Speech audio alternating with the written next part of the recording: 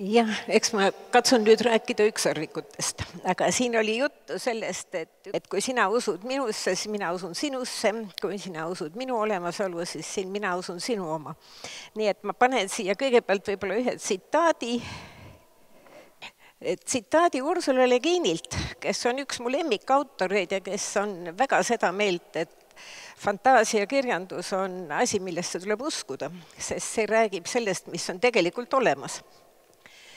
Ja tema enda loomingus võib-olla nii väga palju ei ole ükssarvikuid. Tal on seal rohkem lohesid, kui me räägime fantastilistest elukatest. Ja võib-olla, et tänapäeval lohed ongi isegi populaarsemad kui ükssarvikud, kuigi ka ükssarvikuid tuleb ikka ette. Ma saan rääkida enamasti nendest ükssarvikutest, kes on mulle kuidagiviisi tuttavad, kellega ma olen kokku puutunud ja sellest, mismoodi on üks või teine kirjanik neid oma huvides ära kasutanud, sest ükssarvik ei satu raamatusse juhuslikult, ta ajab ikkagi seal mingit asja. Ja kust need ükssarvikud sinna raamatutesse on tulnud, kus siis ikka mujalt kui legendidest ja müütidest. Ja kui üldse juba kõigepealt vaadata, mis see fantaasiakirjandus siis on, siis tänapäeval tegelikult nimetatakse nii fantaasiakirjandust kui ka ulmet kokku ühe sõnaga, see on spekulatiivne kirjandus ehk oletuslik kirjandus. Ja fantaasiakirjandust eristab siis ulmest kõigepealt kindlasti see, et ta toetub müütidele, ta toetub folkloorile ja sageli on seal tegemist maagiaga, seal on kujuteldavad maailmad ja fantaasia autorid kipuvadki ise looma niisugusi maailmu, mida pole olemas ja asustama need siis mitmesuguste huvitavate olevustega. Seal ei ole tavaliselt ei ulmet ega õudust. Aga muidugi, kui vaadata neid olevusi, kes nendes fantaasiamaailmades elavad, siis on need enamasti ikkagi pärit just nimelt müütidest, muinasjuttudest, sest ma ei kujuta ette, kas inimestel on võimalik välja mõelda niisugust looma, keda üldse ei ole olemas. See on väga keeruline ja kui usutav ta sealjuures siis välja näeb. Siis kui võtta seda nii, et nüüd ükssarvik on võetud ka mütoloogiast ja müütidest, siis väga paljudel juhtudel ta ikkagi sümboliseerib puhtust, süütust, mehelikkust ja väge. Öeldakse, et ka piiblis on juttu korraks ükssarvikutest, aga et see on pigem ingliskeelses maailmas, vähemalt arvatakse, et ingliskeelses piiblis on tegemist tõlkeveaga ja et ükssarviku asemel pidi seal olema härg. Aga sellegipoolest selle tõttu, et ükssarvik sümboliseerib kõike seda, mida ma juba enne ütlesin, on teda keskaegses kirjanduses tihtipeale seostatud Kristusega, just tema süütuse, puhtuse ja jõu pärast. Sest ükssarvikul arvatakse olevat ka ravivõime, tema sarv võis puhastada näiteks saastunud vett ja ravida haavu ja teha ka isegi surnud uuesti elusaks. Nii et need on niisugused asjad, mida tõepoolest siis ka omistati Kristusele ja üldiselt peeti teda kaunist taltsutamatuks ja metsikuks olevuseks, kelle käike ei suutnud inimesed jälgida, kes tuli ja läks ja keda taltsutada ei olnud peaaegu võimalik ja siin tuleb jälle selle mängu, et teda seostati meheliku jõuga, et taltsutada sai teda ainult kas süüta neitsi või siis Šoti müütides Šotimaa kuningas. Sest Šotimaal, tegelikult Šotimaa folklooris peeti lõvi ja ükssarvikut ürgseteks vastasteks. Sealt siis ka lõpuks Šoti kuningad 12. sajandil võtsid Šoti ükssarviku oma sümboliks ja müütide kohaselt ükssarvik pidas igavest võitlust lõviga, kumb neist saab siis loomade maailma kuningaks ja kui ükssarvik tahtis seda maailma valitseda harmooniaga, siis lõvi tahtis seda valitseda jõuga. Ja samal ajal on ka ikkagi mingid piiblimüüdid, või õieti müüdid, mis on seotud piiblilooga, mainivad ükssarvikut selles mõttes, et kui Aadam ja Eeva aeti paradiisist välja, siis ainus loom, kes läks neile järele, oli ükssarvik, sest ta tahtis ennast mingil moel inimestega seostada.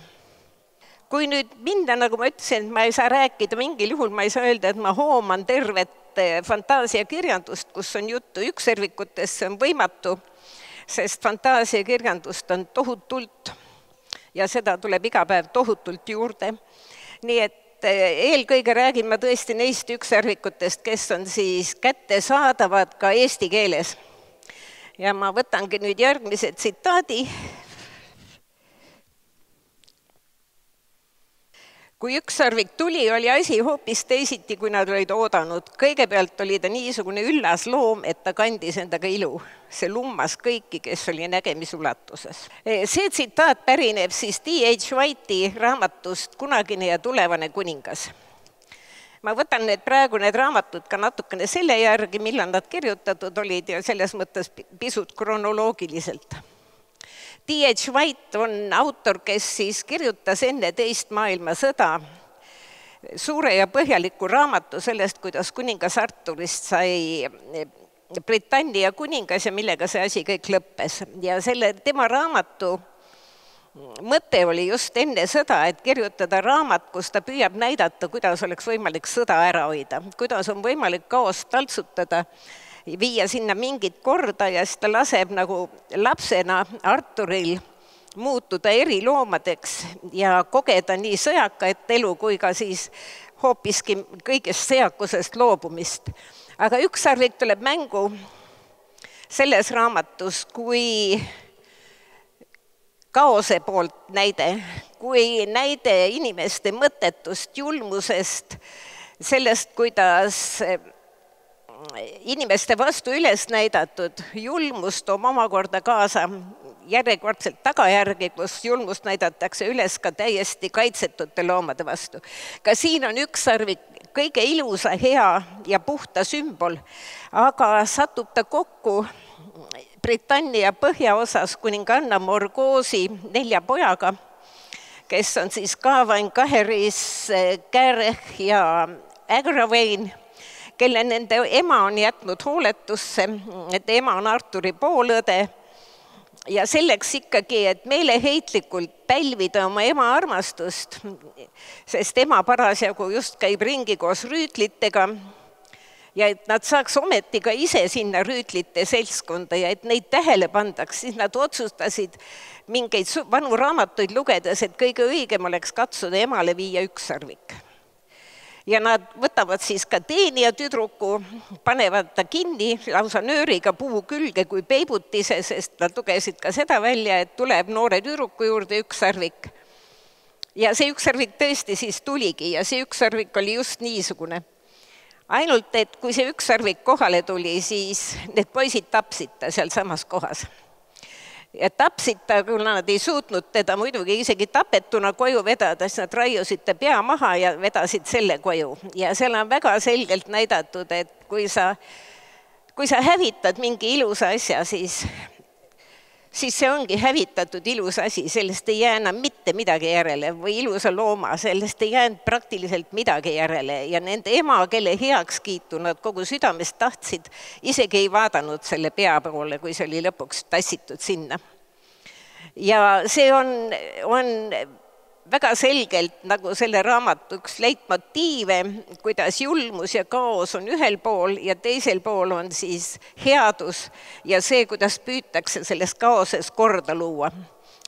Eriti lootusrikas see raamat paraku ei ole lõppkokkuvõttes, kuigi seal on tõesti oma imelisi hetki. Ja ükssarvik on siis üks selle ilu osa, mis seal paraku hukka saab. Aga nüüd tuleb seesama ükssarvik, millest siin enne juba juttu oli, ehk siis Peter S. Beagley ükssarvik.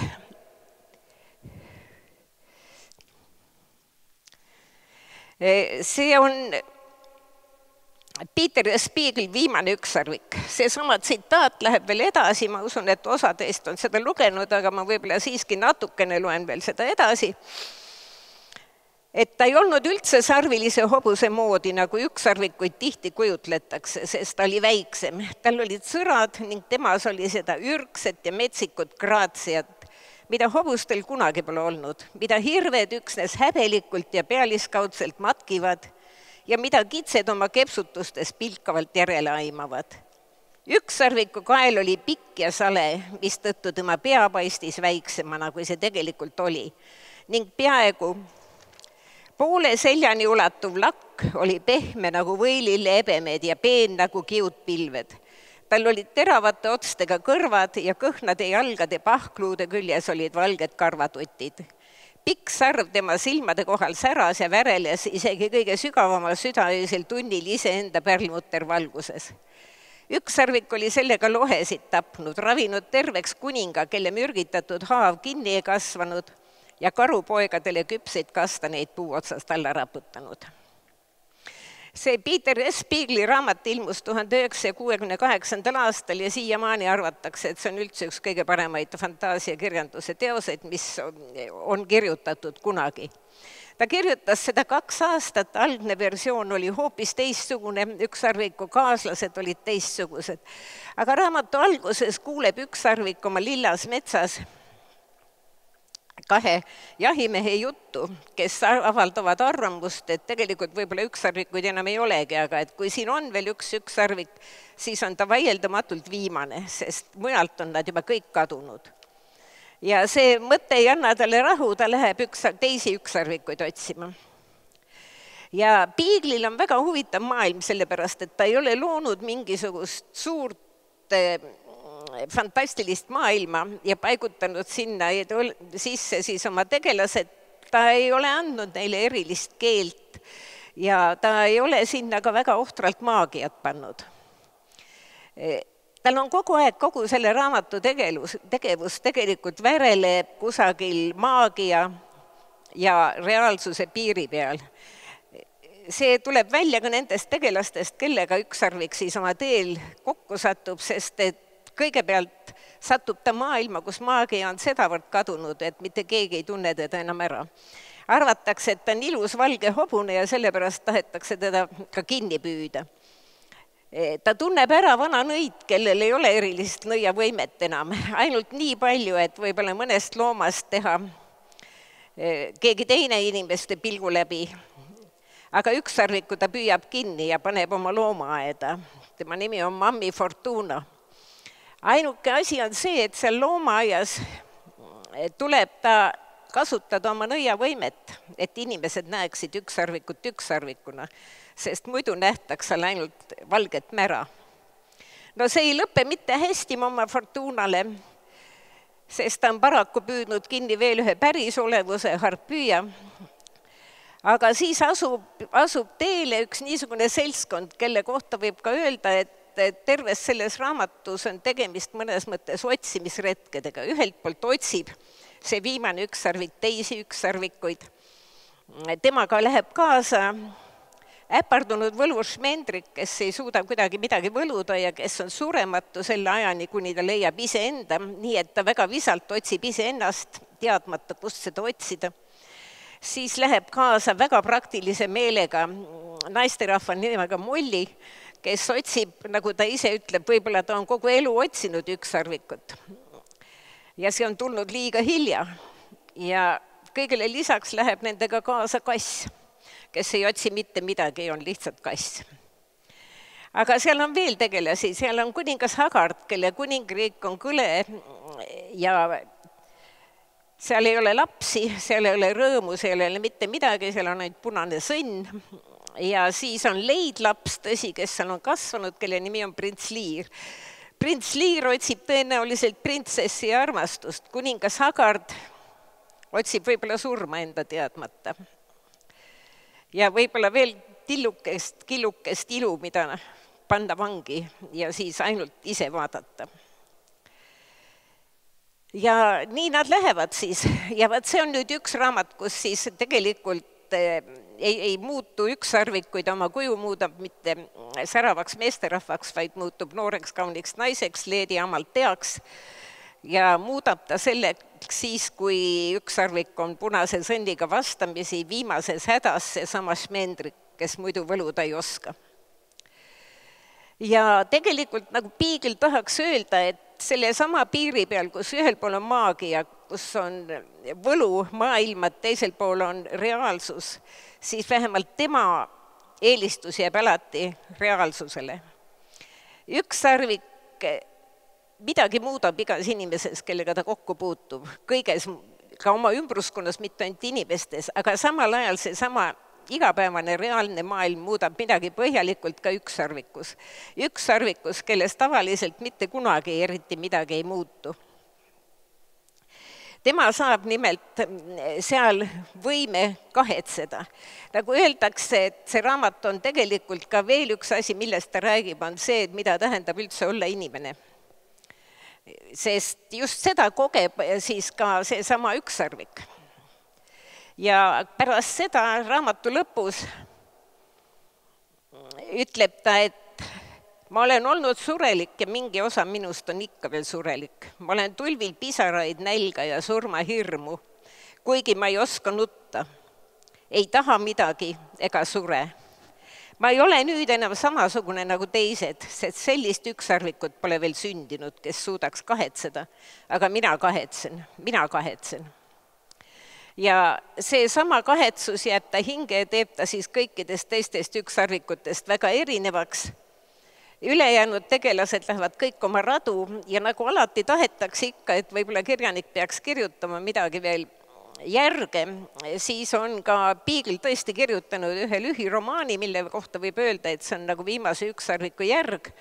Selle nimi on Kaks südant, kus siis on jällegi peategelane üks noor tüdruk, kes elab külas, mida laastab üks kreif, kes on tapnud loomi ja hakanud tapma ka lapsi. Ja ta läheb siis abi otsima juba väga vanalt kuningas Liirilt. Kuningas Liir tuleb talle appi ja tuleb talle appi ka võlur, aga kui see kreif saab lõpuks tapetud, siis saab ka kuningas Liir surma ja suure hädaga kutsutakse appi või pöördutakse appi palvega ka ükssarviku poole õieti teadmata, kus teda leida võib. Ja ükssarvik tuleb siis ja aitab neid. Kuningas Liiri ta enam päästa ei suuda, selle noore tüdruku ta päästab ja läheb pärast seda jälle sinna, kus ta just parasjagu tuli. Läheb oma radu käima, aga nii palju tal veel sidet inimestega on, et ta ikkagi tuleb neile appi. Ja ükssarvikuid on ühes ja teises lühijutus Peter Piigel veel kasutanud ja võib öelda, et tõesti tema jaoks on nad niisugused lemmikolevused ja südamele lähedased ja kehastavad midagi, mis on ühelt poolt väljaspool meie igapäevast elu, aga teiselt poolt natukene ka ikkagi riivavad meie maailma, nii et selles mõttes tõepoolest läheb ta selle müüdiga peaaegu kokku, et ükssarvikud olid need, kes paradiisi aiast inimestele järele tulid, et nad on natukene nagu inimestega seotud. Aga see, mis nende juures inimesi köidab eelkõige, on see nende erakordne ilu. Ja et ükski, no seda oli seal prints Liiri puhul tunda, et ükski inimene ei saa jääda puutumata, kui ta on kokku puutunud juba ükssarvikutega. Ja kuhu need ülejäänud ükssarvikud siis maailmast kadunud olid, need ülejäänud ükssarvikud oli ajanud merre punane sõnn ja hoidnud neid seal. Ja lõpuks ikkagi õnnestus nad päästa, nii et kõik need ükssarvikud läksid laiali üle maa oma metsadesse. Kus see maa asus Peter Piiglil ühtepidi meie enda maas, meie enda reaalsuses, teistpidi jah, natukene nagu nihutatud paralleelis. Ja muidugi nüüd tuleb siis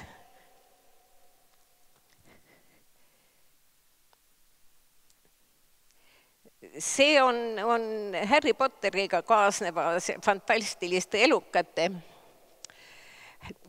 ükssarvik. Ja siin on siis öeldud ka selle kohta, et ta on väga harva ja on teda võimalik kätte saada. Ega Harry Potteri sarjas ei saa öelda, et seal väga palju ükssarvikutest juttu oleks. Seal on küllalt palju igasuguseid maagilisi olendeid. On antud eraldi välja raamat kõigist neist maagilistest olenditest, kes seal Harry Potteris tegutsevad. Aga selles mõttes, mis siin kirjas on ka, vastab ta tegelikult niisugusele klassikalisele ükssarviku kirjeldusele, et ta tõesti väldib inimesi ja nagu näha, et võib kuigi palju teha, tegemist just nõidadega, mitte nii palju võluritega. Ja kes on Potterit lugenud, teavad, et siis ükssarviku sabakarva või ükssarviku enda karva kasutatakse võlukeppides, mis siis annab neile ka niisugused erilised omadused. Aga teine asi on see, et eriti väärtuslik on ükssarviku veri ja see tuleb välja kõige esimeses Harry Potteris, kui keegi mäletab. Seda verd eriti ei valata, sest teda ei julge keegi valada. Peetakse seda eriliseks kuriteoks ja selle valamiseks on võimeline ainult Voldemort. Harry Potter näeb metsas tapetud ükssarvikut ja kohtub seal samas metsas ka kentauridega. Kentaurid seletavad talle, mida ta näeb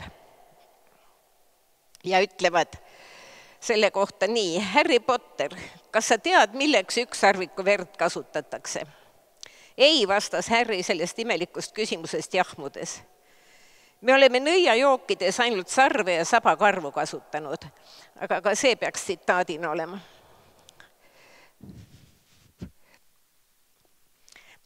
Ja siit tulebki välja, et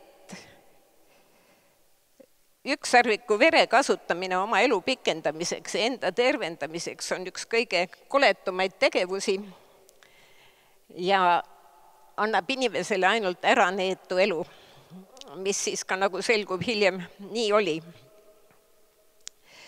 Ja Potteri maailm on muidugi selles mõttes üks paremaid näiteid, et see tõesti kihab kõikvõimalikest olevustest, kellel kõigil on oma eripärad ja oma osa selles maailmas.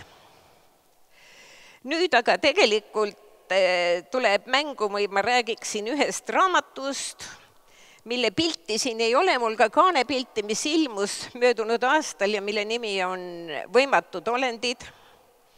Selle autor on Catherine Rundell, keda peetakse Briti fantaasiakirjanduse traditsiooni üheks kõige võimsamaks jätkajaks. Võimatud olendid on tema esimene raamat ja nüüd just tuli käsikiri autorilt teine raamat, mille nimi on Mürgitatud kuningas. Ja ütleme nii, et peaaegu nagu Rowling, ta teab, mitu raamatut ta kirjutab ja ta teab, mis juhtub kõige viimases raamatus.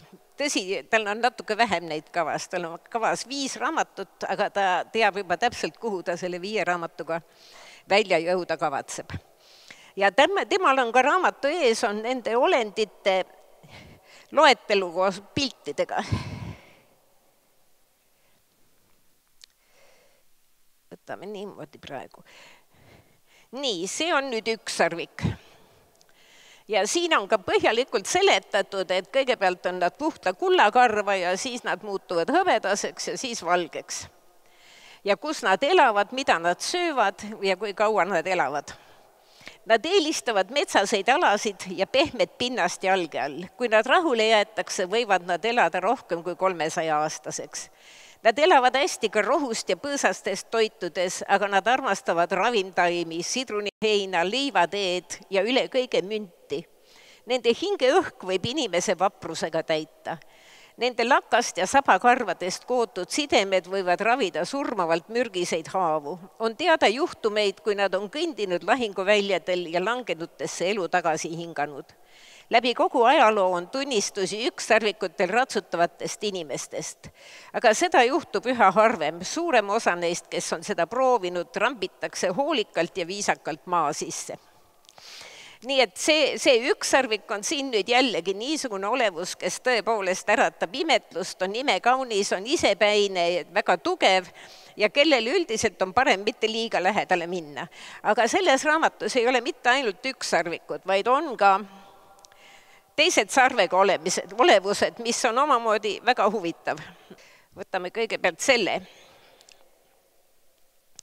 See on loom, kelle nimi on Karkadan ja võib öelda, et vähemalt Catherine Rundellil on Karkadan omamoodi ükssarviku vastand. Sest tema iseloomustus, see on nüüd suurema kirjaga, seda te saate isegi lugeda, ma arvan, et ta on kuri, tal on hambad, ta armastab süüa kõike, mis ette satub ja eriti inimesi. ja sarv mitte ei puhasta vett või inimesi mürgist, vaid vastupidi, sarv on mürgine ja kes selle sarvega puudutada saab või kellele lüüakse selle sarvega haav, siis see on sama hästi kui surmalaps. Ja tõesti siis seda ravib ainult ükssarviku sarv, aga nagu seal on öeldud, ükssarvikuid ei pruugi kohe võtta olla. Tegelikult kargadan on täpselt samuti olnud pikka aega müütides juba üks ühe sarvega olemus, ainult et ta ei näinud päris niisugune välja, ta nägi välja pigem rohkem ninasarviku moodi ja müütide kohaselt on tal paks nahk, nii nagu ikka nendel paksunahalistel, töntsarv ja ta ise oli ka tunduvalt kogukam ja teistmoodi olemisega. Aga selles maailmas, mille on loonud siis Catherine Rundell, on ta nii-öelda nagu anti-ükssarvik. Aga hoopis lõbusam tegelane, kes ka sarvega seal maailmas ringi kepseb, on almirai, ehk siis sarvilised jänesed. Ja nagu näete, seal on võimalik, et seal, kus nad käivad, võrsuvad rohututid ja üldse seal, kus nad ennast näitavad, on pärast seda kõik inimesed imeliselt õnnelikud. Ja nende suur võime ongi see, et nad toovad endaga kaasa rõõmu ja õnne ja rohtu ja õitsengut ja värskust. Ja ka need almiraid tegelevad seal raamatus üsna ägedalt igasuguste asjadega. See on raamat sellest, kuidas kusagil maailmas praegu on olemas arhipelaag ehk saarestik, kus siis elavad inimesed veel ühes kohas kõigi müütiliste olemustega. See asub sinna sissepääs, üks sissepääsudest asub Šoti mägismaal läbi ühe väikese mägijärve ja sinna on pandud siis vardja üks inimene, kes vaatab, et seal midagi väga hullu ei juhtuks. Raamatu peategelane on teismeline poiss, kes jäetakse oma vanaisa hoole alla, kuigi isa seda eriti ei taha, aga vähehaaval hakkab selguma, et see sama vanaisa ongi siis tegelikult see vardja, sest poiss leiab järvest peaaegu, et uppumas väikese kreifi, päästab ta ja pärast seda veel ka ühe tüdruku, keda ajab siis oma maailmas taga mõrtsukas. Ja tüdrukule on hädasti vaja appi minna. Ja siis, nagu ikka muinasjuttudes või lugudes selgub, et päästmist ei vaja mitte ainult see saarestiku maailm, vaid päästmist vajab kogu meie maailm, sest need kaks maailma on täiesti lahutamatult omavahel seotud, kuigi suur osa inimesi ei tea seda. Rundellil on väga suurepärane oskus maailma üles ehitada ja see, kuidas ta on ehitanud üles selle sama saarestiku ja kõik need loomad ja olevused, kes seal on, nende omavahelised sidemed, selle, mis iseloomuga keegi neist on, see on täiesti suurepärane, nii et ma usun täiesti seda, et kui öeldakse, et kunagi oli Tolkien, siis tuli Philip Pullman ja nii edasi, nüüd tuli Catherine Rundell. Ta tuli tõesti selleks, et jääda ja ma arvan, et lähematel aastatel saab ta ka Eesti lugejatele palju paremini tuttavaks.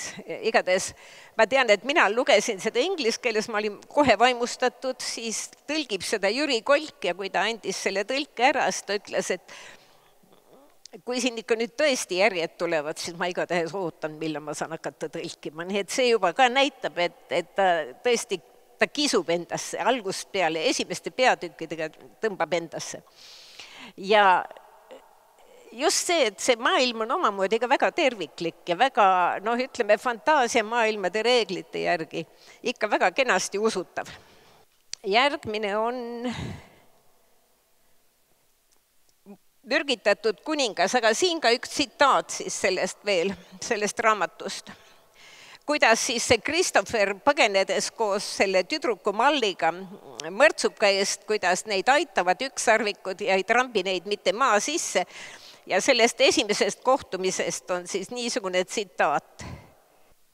Aga jah, kangelastel tuleb muidugi, paraku tuleb neil tegemist teha ka karkadanidega ja see kohtumine ei ole sugugi nii meeldiv, nagu see kohtumine on ükssarvikutega.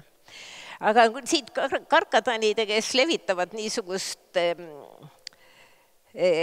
kõdulõhna ja hammustavad ja on lihasööjad, nendest saab väga sujuvalt üle minna järgmiste ükssarvikuteni, kes on täiesti kindlasti lihasööjad, kuigi ütleme nii, et nad inimesi ei söö eriti, võib-olla ainult häda korral, aga kellega on kindlasti väga palju tegemist. Ja see on nüüd tõesti teismelistele mõeldud raamat, aga tegelikult on nii põnev, et seda võivad lugeda ka teised ja ta tõi, selle autor tegelikult A.F. Steedman tõi nagu hoopis teistsugused ükssarvikud mängu. Ma näitan nüüd neid kaasi, mis siin on ja ka ühte tsitaati.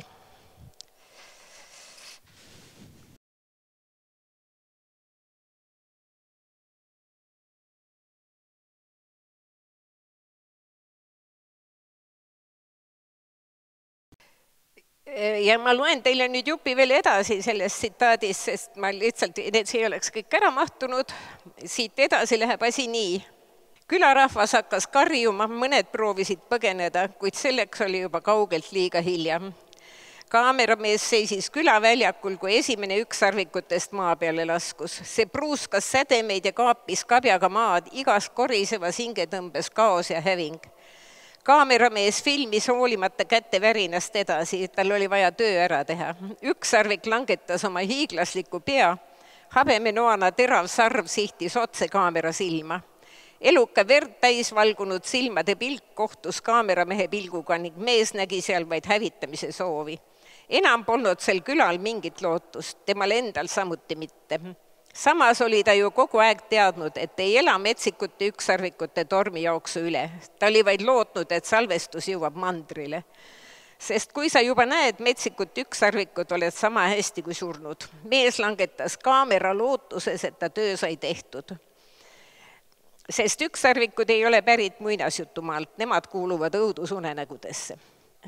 Neid raamatuid on ilmunud praegu 3-4 on tulekul. Ütleme nii, et sissejuhatus on võib-olla õudsem kui raamatud. Sellepärast, et edasi läheb jutt sellest, et kusagil Inglismaa, mida peetakse siis selleks mandriks, selle lähedal on üks saar, kus on metsikud ükssarvikud. Ja need on loomad, kes on surematud, aga kes siiski pidevalt, mida vanemaks nad saavad, nad ka hakkavad nii-öelda elades surema, kõdunema. Sellest välja on ainult üks väljapääs, nad peavad lõimuma inimesega. Ja lõimuvad nad niimoodi, et ongi olemas niisugused koorumiskambrid, kus on ükssarvikute munad, ja siis on 13-aastased lapsed, kelle on igaühele määratud nagu üks ükssarvik. Ja kui see ükssarvik sealt munast koorub, siis ta lööb oma sarvega lapsele peopessa, sinna jääb märke, nad on igavesti terveks eluks seotud. Kui ükssarvik või kui see inimene surma saab, siis ükssarvik enam kellegi teisega ei lõimu. Kui ükssarvik saab surma, siis ka inimene piinleb kogu oma elu peaaegu. Ja selle raamatu intriig läheb lahti sellest, et seal saare peal ei jätku nii palju inimesi, et ükssarvikuid kodustada, sest siis need ükssarvikud kasvavad koos inimestega, nad on hallatavad, nad rõõmsalt ratsutavad koos, see ongi niisugune tõeline nagu side nende vahel, nad ei kõdune, nad on hea tervise juures, nad on rõõmsad, korraldatakse võistlusi, kõike muud. Aga siis tuleb mandrilt lapsi juurde tuua, sest jah, saare peal on liiga vähe. Ja siis korraldatakse katsed, kellel on üldse niisugused võimed, et nad võiksid endale ükssarviku saada ja need lapsed viiakse siis saarele. Ja on olemas siis tegelikult 4 sektorit või 4 tüüpi ükssarvikuid ja sidemeid. Need on maa, tuli, õhk ja vesi. Ja selle raamatu alguses on nagu püütud ära kaotada 5. kategooriat, mis on vaimukategooria, mis omamoodi ühendab kõiki eelmisi ja on kõige võimsam, sest just vaimukategooriast pärit ükssarvik ja inimene on saanud hakkama õudsete tegudega minevikus, mis tõttu tahetakse nad nagu saare ajaloost täiesti pühkida. Ja kõik läheb lahti sellest siis, et Skandar, see poiss, kes ei ole tundnud kuna oma ema, ja kasvab isa ja õega, läheb saarele mitte päris tavalisi teid mööda ja avastab seal oma üllatuseks, et ta on sellest vaimusektorist pärit. See tähendab, et tema ja tema ükssarvik ka on keelatud ja ta ükssarvik oleks tulnud koorumisel juba tappa ja põhimõtteliselt teda ei oleks tohtinud üldse saarele lasta. Ja siis loomulikult hakkab sealt käima terve hulk suuri seiklusi. Nendest lastest, kes endale ükssarviku saavad, moodustatakse nelikud, kuhu kuuluvad siis tavaliselt eri sektorite esindajad ja neil tuleb teha läbi kõik võimalikke katseid, päästa loomulikult vahet pidamata kogu maailm, eriti aga saar, ja tegelikult panna ennast igal moel proovile, mis on väga hästi kirjutatud ja väga, selles mõttes ka väga tänapäevane raamat, et mitte ainult ükssarvikud ei ole väga eri kihtidest või ütleme eri värvi, eri iseloomudega, aga need lapsed on segamini poisid, tüdrukud, neil on eri taustad, on kõrgemast kihist pärit lapsi, on neid, kes peavad ennast ilmajäetuteks millestki, nii näiteks on seal üks kõige kõrgemini hinnatud ükssarvik, on hõbedane ükssarvik, mis kuulub siis selle saare aristokraatidele tavaliselt, kuigi jah, sellel koorumisteremoonial ei tea keegi täpselt, millise ükssarviku ta saab. Aga need on tõesti hästi hoogsad raamatud ja kunagi oli juttu ka sellest, et võib-olla läheb nendest filmi tegemiseks ja need ükssarvikud on seal tõesti väga, väga toredad ja igaüks oma selgelt välja kujunenud iseloomuga. Siis on ühed ükssarvikud, keda eesti keelde ei ole tõlgitud, aga ma tahaks lihtsalt paar sõna neist sellepärast rääkida, et mulle meeldib see autor ja praegu on olnud juttu ka sellest, et iseenesest Neil Gaiman oma Sandmani väga paljuski ehitas just nimelt tema maailmadele ilma teda sealjuures mainimata. Nimelt Tanit Lee, kellel on lausa noortele mõeldud triloogia. Esimene raamat neist on Must ükssarvik. Selle triloogia peategelane on üks noor tüdruk, keda ka ta ema on suur võlur, aga ta ise ei oska nõiduda, tal on parandamise võime. Ja see Must ükssarvik esimeses raamatus tuleb talle järele. Kõigis neis 3 raamatus tegelikult ongi jälle ükssarvik on teejuht, sõnumitooja, see, kes juhatab kuhugi peategelast. Ja see Must ükssarvik juhatab ta siis teise maailma, sest tal on seal, ollakse tema abi vaja. Teine raamat on Kuldne ükssarvik ja see Kuldne ükssarvik on mehaaniline ükssarvik, kelle siis peategelase poolõde on lasknud meisterdada selleks, et parandada maailmas ära kõik see, mis tema meelest on valesti. Ja jällegi ta on teejuht ja viib selle peategelase hoopis teise ja hirmutavasse maailma. Ja triloogia viimane raamat on Punane ükssarvik ja Punane ükssarvik juhatab siis peategelase hoopis tükis peeglisse, peaaegu nagu Alice'i ja näitab talle pimedust, mis peeglitaguses maailmas on, aga mitte ainult seda, näitab ka pimedust, mis on inimese enda hinges. Et ütleme, et need on siin näited mõningatest ükssarvikutest, kes siis on eesti keeles kättesaadavates fantaasiaraamatutest, aga peale selle on tänapäeva maailmas muidugi ükssarvikutel veel ka hoopis teisi tähendusi, nii näiteks on ükssarvikutest saanud ka just 21. sajandil kvääride ikoon, sest juba Victoria ajal on seostatud ükssarvikuid vikerkaarega. Ja vikerkaarega just selle tõttu, et nad on unikaalsed, nad on seotud maagiaga, nad on kättesaamatud ja teine või ja lõpuks ka see, et nad võivad olla nii erinevatest sugudest. Siis ei ole midagi kindlaks määratud, vaid see on liikuv ja voolav. Aga üks hoopis uus tähendus on ükssarvikule tulnud. No ma ei räägi neid, mis on tehniliste asjadega seotud, nendest me kõike juba teame, neid startup, et need on ükssarvikud. Aga praegu on ükssarvikuks hakatud nimetama ka, seda nimetatakse polüamoorsed kooselud, kus näiteks mehe ja naise abiellu võetakse juurde üks naine, nendega koos elama ja seda naist nimetatakse ka ükssarvikuks. Nii et terminid, nimed ja niisugused asjad liiguvad ringi, saavad uusi tähendusi ja muutuvad. Aitäh kuulamast!